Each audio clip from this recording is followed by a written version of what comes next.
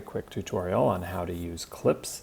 I'm going to start with Google Calendar. So the first thing you'll do is just create an event, add your guests, however many people you want. It works for multiple people.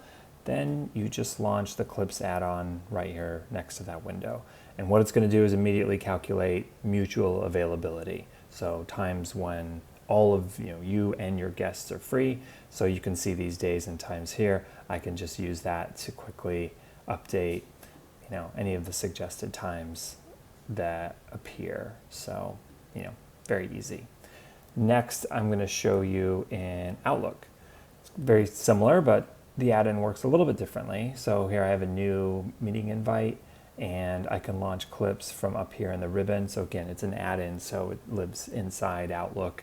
And what you'll see are days and times that have some availability. If there's nothing there, you don't get a result. So you can choose a day, and then here you can choose an interval, and it'll tell you the times that the two of us are free for 45 minutes. So you can choose a time, hit done, and it'll update your invite.